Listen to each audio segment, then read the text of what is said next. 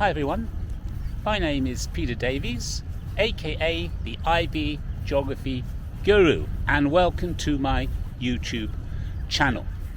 Now, I've been teaching IB Geography for 20 over years. I know it looks like a lot longer, but I've been very lucky and privileged to have taught in a school, one of the best schools in regarding IB over the last 15 years. And I've learned many things, and I basically, with this channel, would like to pass on these things to all of you. Now, what am I talking about? The channel, I hope, will be interactive in many ways. I want you to tell me what your geography issues are, and there's a email address that you can contact later in relation to that. I want you to be involved with these videos in one way or another. I want to introduce themes and concepts and ideas that maybe you haven't thought of before in how to answer geography questions. I also want to broaden it out at some point as well. Invite other gurus from other subjects, physics, maths, English, econs, so you can get an idea of what the requirements for IB actually are. And even in these videos, I'd like some ideas as to what you'd like to see, what topics you would like me to cover. Now, we're going to have a presentation coming up based on what the syllabus relates to. So whether you're HL or SL, this will be very, very important for all of you. So we'll play that now, and I'll see you all again in about 15 minutes. Cheers. So let's look at the course outline then. Paper 1 are the options. HL, there are 3. SL, there are 2. But please bear in mind that up until November 2022, both HL and SL will do just one option. Now, paper 2 is the core. Again, both HL and SL will cover sections A, B, and C. But again, note, section C, which is the essay, will only begin in May 2023. And then there's paper 3, which is for the HL only. Now, IA is very important. At the moment, it represents 30% of your HL mark and 35% of your SL mark. That will be up to the end of November 2022. Then it will revert to normal, with HL representing 20% and SL representing 25%. And then, of course, there's the Geography EE, should you decide to do it. Now, paper 1. Option A is fresh water. Now, you should bear in mind that all the options involve a management section. Normally, that is section 4, but fresh water will deal with everything from landforms, from river processes, and in particular, hydrographs and management systems related to perhaps wetlands or dams or multi-purpose schemes and so on. Option B, oceans and coastal margins, everything you want to know about oceans, basically, whether it's beaches, landforms, oceanic currents, and so on. Option C, extreme environments, takes you from the extreme cold, the tundra, to the extremely hot and dry, such as deserts. How do people manage in those environments these days? Option D, geophysical hazards. This tends to be earthquakes, volcanoes, and mass movements, and particularly relevant today when all seem to be increasing. Option E, leisure tourism and sports, something we can all identify with. This again deals with local tourism, perhaps a soccer club you support, to world tourism, mass tourism, ecotourism, and so on. Option F is food and health. This again looks at various aspects of food, food security, health, diseases of affluence, problematic situations. Perhaps the two are interlinked. And option G are the urban environments. This really deals with perhaps models of urban areas, the CBD, different zones, right up to sustainable cities, the eco-city, the resilient city, and so on. So plenty of options and plenty of choices to do there. Now, paper 2, in a little bit more detail, section A is the short response questions, and it's divided into 3 categories. First of all, there's changing population. That involves, first of all, population economic development patterns. That will deal with migration, or perhaps will cover population distribution, and so on. Change in population and places, this is basic demographics that you'll be looking at here. And then there's the challenges and opportunities that are involved, perhaps with gender, perhaps with an aging population, the demographic dividend, and so on. Now notice within all of these sections, and I think it's very important to note here, that the IB introduces this concept of the 4 Ps: places, processes, possibilities, and power. We'll talk about those a little bit more detail later. Then Unit 2 is global climate, vulnerability, and resilience. Causes of climate change initially. The greenhouse effect would be one that you would be looking at here, but there are other aspects too to consider, perhaps volcanic eruptions, sunspots. Consequences of global climate change. What are the consequences? Or what are we suffering at the moment? I mean, great examples from extreme weather throughout the world, hurricanes and typhoons and such like. Very up-to-date topic. And then responding to global climate change, possibilities and power, we can certainly relate to COP26, which has just occurred in November, to see how governments are aiming to reduce their carbon emissions, and also, are they likely to be successful? And then Unit 3, global resource consumption and security. This really covers global trends then in consumption, looking at our consumption of all sorts of things, water and food and energy, and looking at the ecological footprint. Impacts of changing trends in resource consumption. How do our diets change? How does our energy consumption change? And this brings into a very important aspect of the geography syllabus, the so-called nexus between water, food, and energy. And then 3.3, resource stewardship. Sustainability is important here. But what about the negative views of resources? Malthus, for example, the Club of Rome, and compare that with the positives, such as Esther Boserup. Now, paper 2 is the infographic section, which is 10 marks, and this is based on all topics from section A. And what we need to consider are a number of things. What topic is involved? How is it represented in the infographic? How is the presentation? Look at how much is basically diagrammatic, how much is shown in terms of charts and tables, how much is written, and in relation to the written work, what terminology is used, what language is it biased, is it extreme, is it exaggerated? Those are things to look for. Then there's the data representation. Where is it relevant to have a pie chart, a proportional circle, a flow diagram, a line chart, and where perhaps could a better method be used? And then the effectiveness of those methods of representation. Do they really tell us everything we want to see in a set of data? That's for you to think about. And then the sources of the infographics. Is there any bias in terms of where the infographic comes from? That can often be represented in the language used as well. And then overall strengths and weaknesses of what you are being shown by this particular piece of work.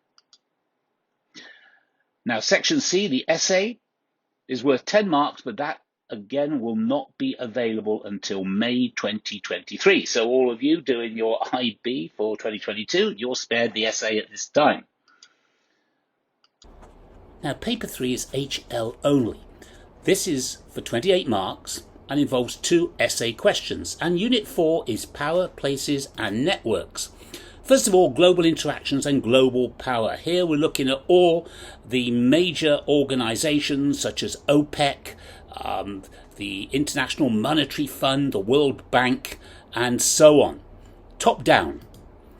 Then global networks and flows. Here we're looking at all sorts of things. This is not just transport, but it relates to financial flows, illegal flows, and many aspects that are related to TNCs.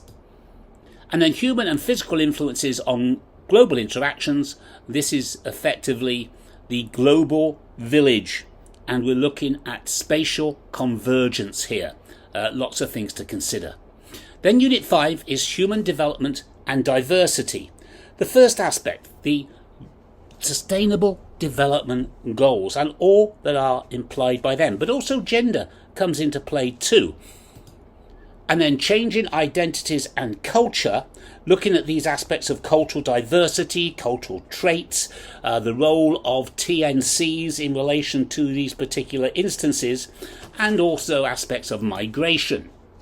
Then 5.3, local responses to global interaction, anti-immigration groups, NGOs, local people, civil society, what are their views? And then Unit 6, the global risks and resilience, geopolitical and economic risks. This could be military, it could be certainly related to hacking and everything that's related to ICT at the moment, and there's a lot of good examples. 6.2, environmental risks.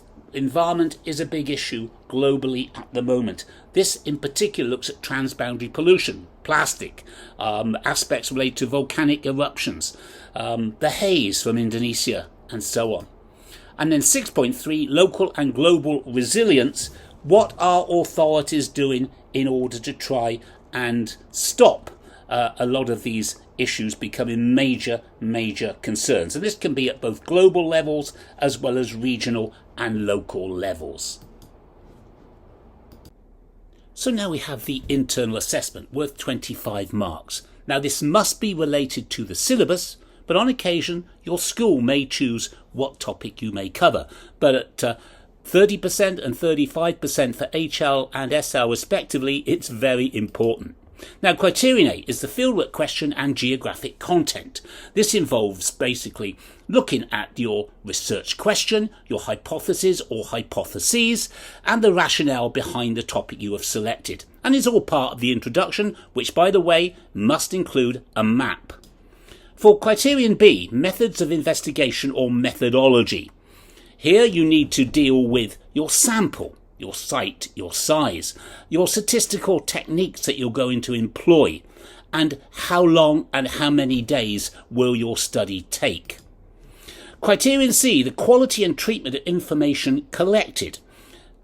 Clearly, visual is important, so you need to be well presented, well organised, well structured, with all the relevant footnotes and annotations that are required. Criterion D is the written analysis. You're telling us exactly what you know, what results you have obtained, and how you can explain them, anomalies and all. Criterion E, the conclusion, and it's simply to be precise and concise. And then Criterion F, the evaluation. What could you have done better? What improvements could you have looked at? And what implications this might have for future studies on this particular topic. And then the extended essay, should you decide to do it, slightly different from the IA. Focus and method incorporates three aspects: the topic, the research question, and the methodology, all in one go there. And as with the IA, this initial section, maps are crucial to show where you are locating your sites, to show exactly where you are when you do these studies. Then Criterion B, knowledge and understanding, there's 6 marks, again related to context and the subject-specific terminology and concepts that are involved. You need to integrate into Criterion B. Criterion C, critical thinking. This shows the examiner exactly what you know and hopefully not what you don't know in terms of your particular EE. That relates to research. How deep has your research gone? Your analysis of the data you've often will have collected in the field, although that's not, you can have a combination of both secondary and primary here. And then a discussion and evaluation of your results. Then the presentation, got to be organized, neat, well prepared follow all the basic criteria, correct page numbering, for example, footnotes of bibliography should all be there, and that relates to the structure and layout. And then criterion E, engagement. This is your reflections, and this is the only part of any work that you do which will be marked externally, where you can use the first person. You shouldn't use it in the main body of your work for the extended essay, or indeed your IA. So where your reflections come into play, that can be the case, and that involves process, it involves research focus. So finally, synthesis, concepts, themes and skills, all that you need to integrate to your geography analysis. I mentioned before the 4 Ps, places, power, processes and possibilities, and you need to try and find a way to integrate them into your answers if possible. Then spatial interactions is what geography is all about. Interactions between one country and another, between different people within that particular country. And how are those spatial interactions occurring? Is it by technology now? Is it by air, by train, by sea? Very key. Then the scale. Scale is a crucial aspect of geography. You could have local, regional, global, or will bring about different aspects of the subject. And then perspectives. What are the perspectives of different people in geography? The stakeholders, as we call them. Local people, civil society, NGOs, multi-government organizations. They all have different views on the same topic, and the interrelationship between them can be interesting. And various theories. They also play a part in geography. If we're looking at resources, for example, how relevant is Esther Boserup today? Or how relevant is Thomas Malthus? You need to apply these ideas. And then temporal change. Clearly, geography changes over time. We're witnessing that at the moment. And what may be relevant in geography today may be totally changed in even a year's time, may be related to resources or climate or even population, if we look at migration and so on. And then the skills that are required. You have various skills that are needed for the geographer, mapping skills, of course, statistical skills, evaluation skills, analysis skills, interpretation skills. All these need to be combined to give you a really great result. So there you go. Those are the aspects of the core syllabus, and what we will hope to do in the future is to look at many of these in much greater detail when we come back to different options and topics. Until then, thank you very much. So there you go. That's the outline for your SL or HL syllabus. What I'd really like to do now is just to highlight to you what you can do if you want to get involved.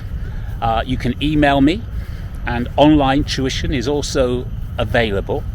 But you can also send me your thoughts and issues, and I will try and address them, even within a video itself, if that would be ideal for you, perhaps rather than by email. And we intend to look at all aspects of the IB syllabus, dealing with clearly the core, which is paper 2, all of the options, and that very key HL of paper 3. So there you go. Thanks very much for joining me. All the details are coming up. Hope to see you again soon. Bye.